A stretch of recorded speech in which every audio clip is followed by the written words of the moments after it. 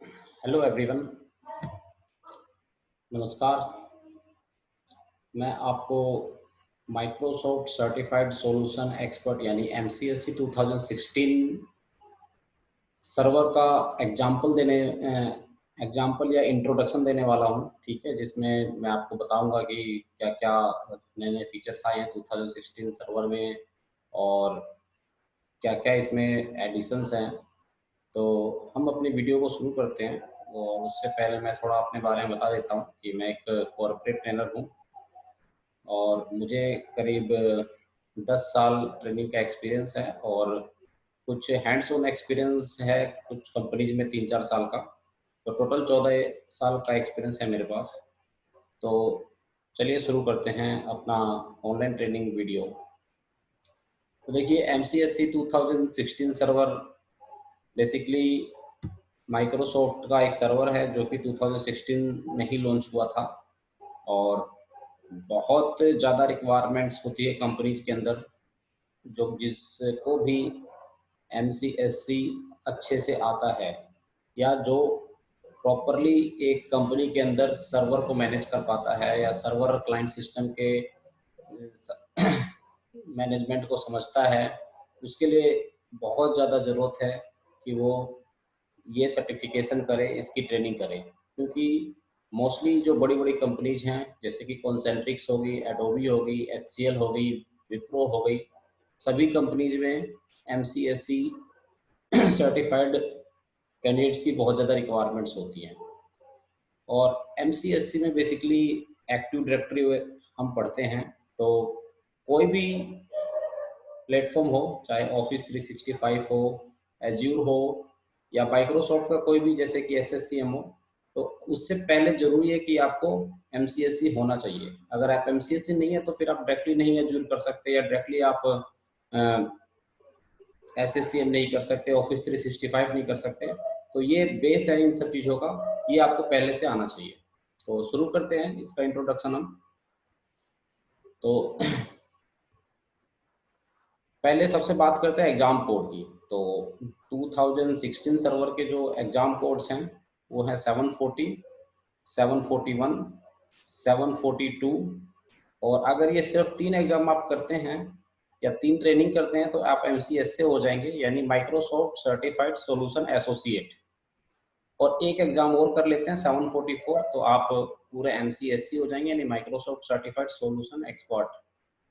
अगर आपने इससे पहले सर्वर पे सारे सर्टिफिकेशन कर रखे हैं, जैसे 2012 पे आपने सारे एग्जाम दे रखे हैं और आप MCSE सर्टिफाइड हैं और आप 16 में अपग्रेड करना चाहते हैं, तो उसके लिए भी माइक्रोसॉफ्ट ने 16 के अंदर एक एग्जाम बनाया है जिसका एग्जाम कोड है 743, जो कि 2012 सर्वर पे जो सर्टिफाइड है वो 16 में अपग्रेड करना चाहता है तो वो इस एग्जाम कोड करके कर सकता है। तो ये सारे एग्जाम कोड्स हैं।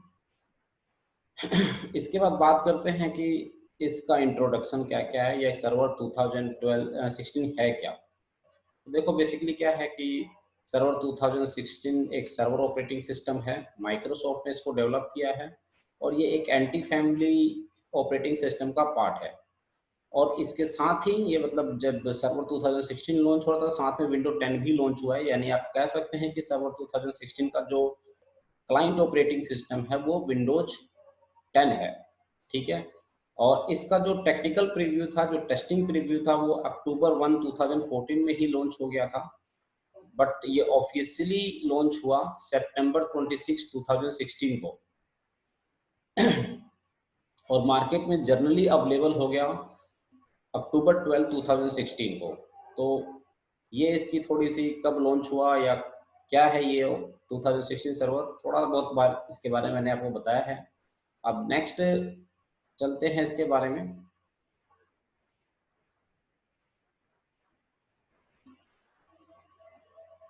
इसका जो नया आने वाला सर्वर है, मतलब इसका जो सक्सेसर वर्जन जो है वो है विंडोज सर्वर 2019। और इसका जो प्रीडेसेस यानी इससे जो पिछला वर्जन है वो है 2012।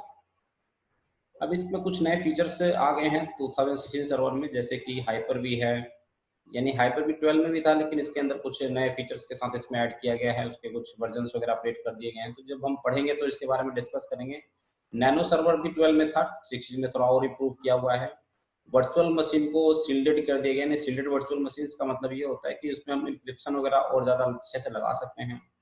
एक्टिव डायरेक्टरी सर्टिफिकेट्स सर्विसेज के अंदर भी काफ़ी सारी चीज़ें नई आई हैं, और एक्टिव डायरेक्टरी डोमेन सर्विस यानी एडीडीएस में भी काफ़ी इंटरफेस चेंज हुआ है इसमें, और एक्टिव डायरेक्टरी फेडरेशन सर्विसेज भी काफ़ी इम्प्लीमेंट किया गया है इसके अंदर। वेब एप्लीकेशन प्रॉक्सी सर्वर्स इसमें आए हुए हैं अपडेट के साथ। सॉफ्टवेयर डिफाइंड नेटवर्किंग आई हुई है इसमें, ठीक है, कि आप नेटवर्किंग सॉफ्टवेयर के अकॉर्डिंग चला सकते हैं। टीसीपी परफॉर्मेंस इंप्रूवमेंट्स आए हुए हैं। रिमोट क्रेडेंशियल गार्ड आया हुआ है। स्टोरेज स्पेसेस डायरेक्ट आया हुआ है। स्टोरेज रेप्लिका आया हुआ है।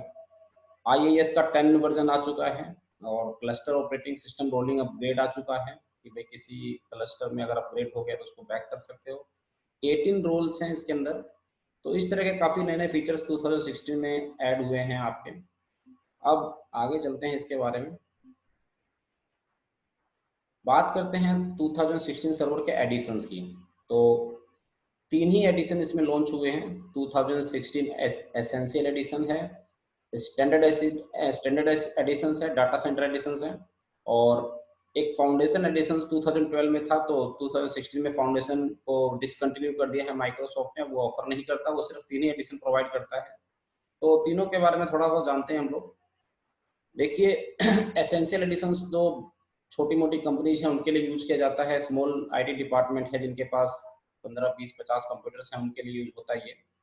और वर्चुअलाइजेशन राइट्स की बात करें तो एक फिजिकल और एक वर्चुअल, दो राइट्स ये देता है ये, ठीक है। और इसका लाइसेंस जो मिलता है वो सीपीयू बेस्ड में मिलता है, जैसे कि जितने भी सीपीयू हैं आपके उसके अकॉर्डिंग आप इसको लाइसेंस ले सकते हैं।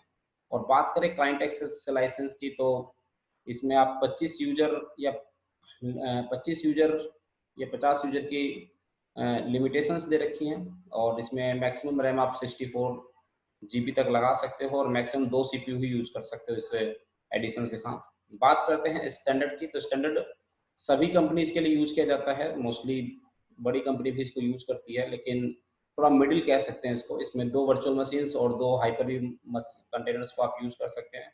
इसका जो लाइसेंस आता है सीपीयू बेस नहीं आता, कोर बेस आता है, कितने कोर का सीपीयू है, और इसके लिए भी क्लाइंट एक्सेस लाइसेंस की जरूरत पड़ती है। और 24 टीबी तक रैम आप यूज कर सकते हो, 512 कोर प्रोसेसर के आप यूज कर सकते हो इसमें। और रह गया डेटा सेंटर, तो डेटा सेंटर सभी हाई एंड कंपनीज के लिए, जो बहुत बड़ी बड़ी कंपनीज हैं, आप कह सकते हो मल्टीनेशनल कंपनीज हैं, या कोई बैंक से जैसे इन्वायरमेंट्स हो गए, तो वो डेटा सेंटर ही यूज करते हैं। और इसमें कोई वर्चुअलाइजेशन के लिए कोई लिमिट नहीं लगा रखी है, पूरे फुल राइट्स होते हैं इसमें। तो और बाकी इसके लाइसेंस और कैल यानी क्लाइंट एक्सेस लाइसेंस, इसकी रैम लिमिट और इसके कोर इक्वल हैं स्टैंडर्ड एडिशन की ही तरह, इसमें कुछ खास डिफरेंस नहीं है।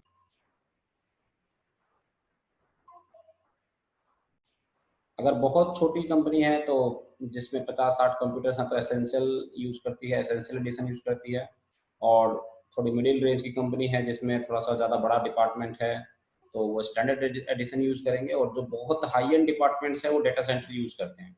तो 3 एडिशन अभी सर्वर 2016 के साथ चल रहे हैं, और इसके बारे में और डिस्कस हम करेंगे जब आगे पढ़ेंगे इसके बारे में। अभी फिलहाल एक शॉर्ट वीडियो बना रहे हैं, तो थोड़ा सा इसमें इतना ही करते हुए आगे चलते हैं। तो अब कोई भी ऑपरेटिंग सिस्टम होता है उसकी इंस्टॉलेशन करने की एक मिनिमम रिक्वायरमेंट्स होती हैं, तो वैसे ही सर्वर 2016 की भी एक मिनिमम रिक्वायरमेंट है कि आप क्या क्या इसमें रखोगे, कितना हार्डवेयर आपको चाहिए। तो सेम सीपीयू जो होना चाहिए वो 64 बिट का होना चाहिए, और उसकी स्पीड कम से कम 1.4 गीगाहर्ट्ज होनी चाहिए, क्लॉक रेट इतनी होनी चाहिए। रैम 512 होनी चाहिए, बट ईसीसी होनी चाहिए। ईसीसी होता है एरर करेक्शन कोड, जो नॉर्मली सर्वर में लगाई जाती है। नॉर्मल कंप्यूटर्स में नॉन ईसीसी रैम होती है। तो 512 में आप लोड तो कर लेंगे, बट सही से ऑपरेट नहीं कर पाएंगे, उसके लिए आपको रैम फिर ज़्यादा चाहिए पड़ेगी। तो मिनिमम है, मतलब जस्ट इंस्टॉलेशन करने के लिए डिस्क स्पेस फ्री होना चाहिए 32 जीबी, और प्लस बाकी रिक्वायरमेंट्स लैन कार्ड एक होने चाहिए, और एटलीस्ट गीगाबिट इथरनेट होना चाहिए, मतलब गीगाबिट की स्पीड से डेटा, मतलब 1000 एमबीपीएस का होना चाहिए। उसके बाद इसका ग्राफिक भी है 1024x768 होना चाहिए। तो इसकी मिनिमम रिक्वायरमेंट होनी चाहिए, ज़्यादातर इंटरव्यू में बहुत ज़्यादा पूछे जाते हैं। तो आगे चलते हैं। अब बात करते हैं कि ये सर्वर कोर में भी इंस्टॉल होता है और जीयूआई में भी इंस्टॉल होता है। तो कोर क्या होता है और जीयूआई क्या होता है? तो कोर का मतलब हो गया कि ऐसा, मतलब अगर हम लोड कर देंगे तो जस्ट एक कमांड लाइन इंटरफेस मोड में इंस्टॉल हो जाएगा इसमें, और उसमें हम लोग सिर्फ और सिर्फ कमांड से ही काम कर सकते हैं, पावर सेल वगैरह हम चला सकते हैं। इसमें ग्राफिक कीज नहीं होता। आप लोगों ने अगर लाइनेक्स ऑपरेट किया हुआ हो या डोस ऑपरेट किया होगा तो आपको मालूम होगा कि हम सिर्फ और सिर्फ उसमें कमांड से ही उसका यूज कर सकते हैं। तो सेम इधर भी है कि अगर कोर सर्वर इंस्टॉल करते हैं तो उसको हम लिमिट कुछ सर्विसेज के लिए यूज करते हैं, और उसको हम सिर्फ कमांड से ही ऑपरेट कर सकते हैं। उसके लिए पावर सेल होता है, पावर सेल उसमें हम चला सकते हैं, या सिंपल लैंग्वेज में कह सकते हैं कमांड प्रॉम्प्ट या पावर सेल जिसमें चलता है, उसके अलावा कुछ भी नहीं चलता, वो कोर एडिशन होता है। दूसरा है जीयूआई। जीयूआई होता है ग्राफिक यूजर इंटरफेस, ठीक है। अगर इस मोड पे आप लोड करते हो तो प्रॉपरली जैसे नॉर्मली अपना डेस्कटॉप एक्सेस करते हो या अपना लैपटॉप एक्सेस करते हो उस तरह से इसको एक्सेस कर सकते हो। इसमें सारे ग्राफिक यूजर इंटरफेस मिलेंगे, इसको डेस्कटॉप एक्सपीरियंस भी बोला जाता है। और हालांकि इसमें भी पावर सेल आपको मिलेगा, मतलब इसमें ऐसा नहीं है कि पावर सेल नहीं मिलेगा, पावर सेल यूज नहीं कर सकते, इसमें कर सकते हैं। बस कोर वाले में ये है कि उसमें सिर्फ आपको कमांड्स मिलेंगे और उसके अंदर सिर्फ आप कमांड ही चला सकते हैं। ब्लैक कलर की या ब्लू कलर की स्क्रीन आएगी। बट जो जीयूआई है इसमें पूरा आपको डेस्कटॉप एक्सपीरियंस मिलेगा, जैसे नॉर्मली आप अपने कंप्यूटर्स घर के चलाते हैं उस तरह से आप इसको ऑपरेट कर सकते हैं। आगे चलते हैं। अब बात होती है कि सर्वर 2016 और सर्वर 2016 R2 में फ़र्क क्या है। तो देखो, सर्वर 2016 और 2016 R2 में फ़र्क ये होता है कि पहले जो सर्वर लॉन्च होता है वो 2016 होता है, जो टेस्टिंग पर्पस के लिए होता है, और फिर बाद में उसमें कुछ सर्विस पैक या कुछ अपडेट करने के बाद उसको दोबारा लॉन्च किया जाता है, तो उसके साथ R2 लगा दिया जाता है। R2 का मतलब ये होता है रिलीज टू। तो आप सिंपली कह सकते हैं कि सक्सेसर वर्जन होता है 2016 का 2016 R2। या वैसे तो पुराने सर्वर जो भी हैं उसके अंदर भी ऐसे ही था, जैसे 2012 था तो उसका सक्सेसर वर्जन आया था 2012 R2। बट इसमें ये कह सकते हैं कि ये वर्जन सिर्फ और सिर्फ 64 बिट का ही होता है, ये 32 बिट में नहीं होता। बाकी 2016 आपका 32 बिट में भी हो सकता है, लेकिन 2016 R2 आपका सिर्फ और सिर्फ 64 बिट आर्किटेक्चर का ही होता है। अब थोड़ी सी हिस्ट्री जान लेते हैं कि भाई किस सर्वर के साथ कौन सा क्लाइंट ऑपरेटिंग सिस्टम लॉन्च हुआ था। तो जैसे सबसे पहला सर्वर तो बहुत थे, लेकिन मैं 2003 सर्वर से शुरू करता हूँ। उस टाइम भी MCS ही बोला जाता था कोर्स को। फुल फॉर्म उस टाइम थी माइक्रोसॉफ्ट सर्टिफाइड सिस्टम इंजीनियर, और उसका जो क्लाइंट ऑपरेटिंग सिस्टम होता था वो था आपका विंडोज XP। फिर इसके बाद 2008 सर्वर आया जब कोर्स का नाम चेंज हो गया, और इसमें MCITP बोला गया इस कोर्स को। इसमें विंडोज विस्टा या विंडोज 7 का क्लाइंट यूज होता था, और इसमें हमें 5 एग्जाम देने पड़ते थे MCITP सर्टिफाइड होने के लिए। बट 2003 में 7 एग्जाम देने पड़ते थे MCSE सर्टिफाइड होने के लिए।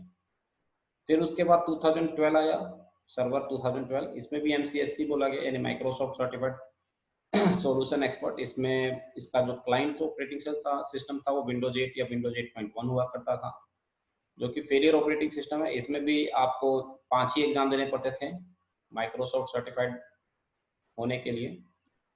फिर अब जो मैं पढ़ा रहा हूँ आप लोगों को, या जिसका इंट्रोडक्शन में दे रहा हूँ आपको, वो 2016 है, जो कि MCSE है, जिसमें हमें सिर्फ 4 एग्जाम देने हैं और हम माइक्रोसॉफ्ट सर्टिफाइड सॉल्यूशन एक्सपर्ट हो जाएंगे विद 2016 सर्वर। तो ये कुछ मैंने आपको इंट्रोडक्शन दिए जो कि सर्वर 2000 की